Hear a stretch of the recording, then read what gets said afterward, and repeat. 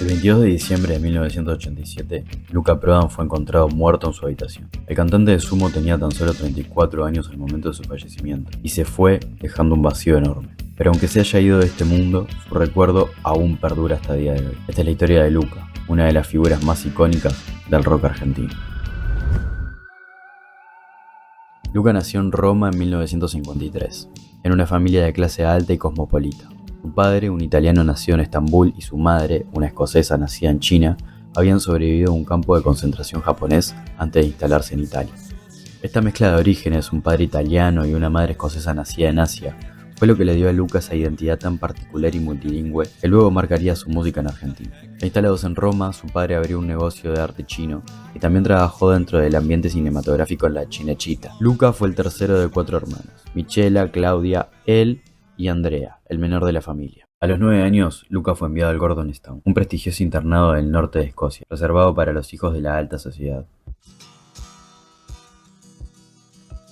Entre los alumnos que asistían al Gordonstoun también estaba el por entonces príncipe Carlos de Inglaterra. En ese colegio conoció a Timmy McCabe, quien se convertiría en su amigo hasta el final de sus días. Pero Luca nunca encajó en todo ese mundo.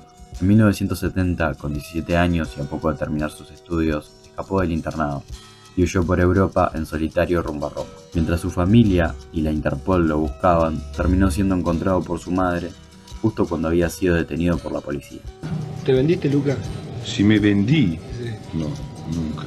Eso es una de las cosas de verdad que a mí me importa mucho y una de las primeras cosas que para ser un ser humano y tener tu orgullo bien intacto es no venderte. Y no importa que sea sexualmente, que sea lo más obvio, pero de otras maneras. Y por eso yo vivo de la manera en que yo vivo, porque yo no me vendí. Yo podía haberme vendido en mi colegio, podía haber rendido y tenía beca para Cambridge, pero me di cuenta que me estaba vendiendo al sistema y a la sociedad, y yo no quería eso. Me di cuenta a los 17 años, ¿entendés? Y a mí me cambió la vida, porque yo vengo de una familia de mucha guita, podía haber subido por arriba en muchas cosas, porque no soy estúpido, pero yo me fui y me puse totalmente marginal, y sigo siendo así a los 34 años.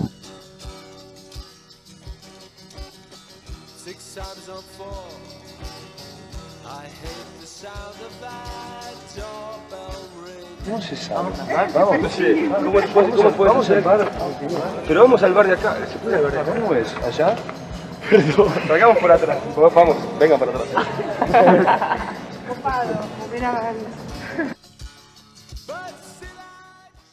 Durante su juventud, en los años 70, Luca se instaló en Londres, donde consiguió trabajo en la tienda discográfica Virgin, uno de los primeros negocios del futuro imperio de Richard Branson, pero fue despedido por robar discos del depósito. Logró retomar su trabajo gracias a que los clientes lo pedían, pero la segunda oportunidad duró poco. Luca siguió robando discos, incluso para amigos y para su hermana Andrea, y esta vez lo despidieron definitivamente. Mientras tanto, formó su primera banda, The Nuclear Heads, y comenzó a escribir canciones influenciado por artistas como Bob Dylan, Jim Morrison, John Lennon y David Bowie. Según su hermana Andrea, Luca vivía entre trabajos ocasionales, el seguro de desempleo, discos, excesos y largas noches grabando maquetas.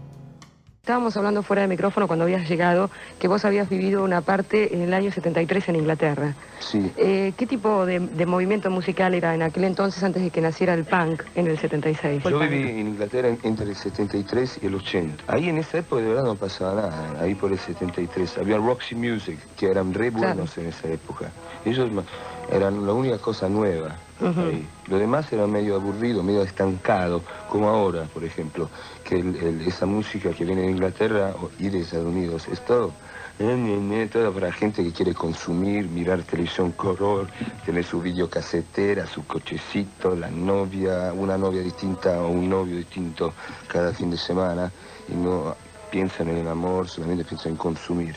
Y en el 73 era más o menos, era estancado todo. Y después surgió el punk, que echó un poco a esos genios que había antes. Al principio yo odiaba a los punks. Y después me di cuenta que de verdad eran buenos, que no eran violentos, que eran más de verdad de los hippies, que los hippies eran todos unos hipócritas, que decían todo bien, después te afanaban la guita de la campera, ¿entendés? Sí. Viviendo en Londres, Lucas inició en el consumo de heroína, y en 1979 ocurrió una tragedia que lo marcaría para siempre. Su hermana Claudia se suicidó junto a su novio encerrándose en un auto e inhalando monóxido de carbono. Poco después, Luca cayó en coma tras una sobredosis y estuvo al borde de la muerte. Buscando escapar de una adicción que ya había destruido a su hermana y casi termina con su propia vida, decidió viajar a Argentina en marzo de 1980. Caras, conchetas, miradas, berretas y hombres encajados en Fiorucci. Oigo, dame, quiero y no te metas. ¿Te gustó el nuevo Bertolucci? La rubia, tarada. No sabía casi nada del país, solo tenía la invitación de Timmy McCarr, un viejo amigo del Gordon Stam, con quien también había convivido en Londres, y una foto de las sierras de Córdoba que parecía mostrarle un paraíso lejano. Además, había un detalle muy importante. En la Argentina hasta ese momento, la heroína prácticamente no existía. En marzo de 1980, Luca Prodan llegó a la Argentina escapando de la heroína y buscando una última oportunidad de rehacer su vida. Lo esperaba en Ezeiza Timmy McCarr, su viejo amigo. En una de las reuniones familiares conoció a Germán da Funcho, con quien nació rápidamente una conexión musical. Tiempo después viajaron a las sierras de Córdoba, donde junto a Alejandro Sokol comenzaron las primeras zapadas que harían origen a Sur. Con la idea cada vez más firme, Luca regresó a Londres para comprar instrumentos y convencer a su amiga Stephanie Nuttall de sumarse a la batería de la banda. Así fue que se formó la primera versión de la banda, integrada por Luca Prodan como frontman, Germán da Funcho en guitarra, Alejandro Sokol en bajo y Stephanie Nuttall en batería. En Córdoba, Luca se recuperó de su adicción a la heroína, pero reemplazó una adicción por otra y comenzó a refugiarse cada vez más en el alcohol. Poco después, Sumo se trasladó a Buenos Aires y empezó a crecer dentro del under porteño. Tras varios cambios de integrantes se consolidó la formación clásica, con Germán da Funcho, Diego Arnedo, Ricardo Mollo, Alberto Troglio y Roberto Pettinato. En pocos años, Sumo pasó de ser una rareza del underground a convertirse en una de las bandas más influyentes del rock argentino. Pero mientras el grupo crecía, Luca seguía cayendo. Para 1987, Luca Prodan ya había caído de lleno en el alcoholismo, una situación que deterioró gravemente su salud. Entre las consecuencias más serias se encontraba una cirrosis hepática avanzada. Pocos días antes de morir, llamó por teléfono a su hermano Andrea y le pidió que viajara a Argentina. Según contaría después su familia, le dijo con desesperación: «Estoy mal, tenés que venir». A pesar de su estado, siguió subiéndose a los escenarios hasta el final. En esa época los recitales eran la principal fuente de ingresos de Sumo. El último show de Sumo fue el 20 de diciembre de 1987, en el estadio del Club Atlético Los Andes, ante unas 500 personas. Esa noche, varios testigos lo recuerdan muy delgado, amarillo y visiblemente deteriorado. Sus compañeros contarían más tarde que llegó borracho, con una botella de ginebra en la mano, que incluso tuvo problemas para entrar al lugar porque el personal de seguridad no lo reconoció. Antes de salir a tocar, también protagonizó una escena en camarines rompiendo botellas y gritando. Sin embargo, una vez arriba del escenario dio el recital. Minutos antes de interpretar una versión intensa de Fuck You, lanzó una frase que con el tiempo quedaría envuelta en misterio. «Ahí va, la última», dijo. En ese momento parecía referirse solo a la última canción de la noche, aunque después tomaría un sentido casi profético. 2 días más tarde, el 22 de diciembre de 1987, Luca fue hallado muerto en la habitación que alquilaba en una pensión de la calle Alsina, en el barrio porteño de Montserrat. La versión difundida por la prensa indicó que sufrió un paro cardíaco provocado por una hemorragia interna relacionada con la cirrosis hepática que padecía. Con el paso de los años aparecieron otras versiones sobre su muerte, incluida la posibilidad de una recaída en la heroína. De hecho, el mismo Pettinato en una entrevista dijo que la causa de la muerte de Luca en realidad había sido por metadona. Yo no sé, Luca, en qué andaba, pero... ¿No sabes? No, la verdad que no lo sé. Sí sé que murió de la sobredosis ¿cómo se llama? Clínicamente dijeron cirrosis hepática.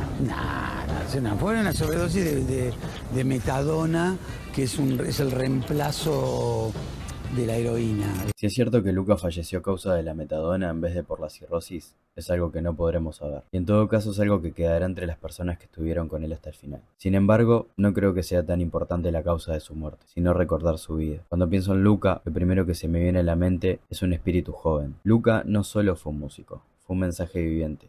Fue una persona que nunca se traicionó y eligió vivir de acuerdo a cómo pensaba. Luca es un ejemplo de autenticidad y eso es lo que a mí personalmente más me atrae de su historia. Son muchas las personas que se pierden a sí mismas tratando de encajar en el mundo, intentando ser alguien que no son y persiguiendo metas vacías. Nuestra sociedad se la pasa corriendo detrás de cosas materiales, desperdiciando el tiempo en tratar de llegar primero en una carrera imaginaria por ser el mejor, compitiendo por ver quién tiene el mejor auto, la tele más grande o comparando sus puestos de trabajo para ver quién tiene más estatus en la escala social. Por eso la historia de Luca me parece fascinante, porque en un mundo donde reina la hipocresía, él decidió ser plenamente auténtico.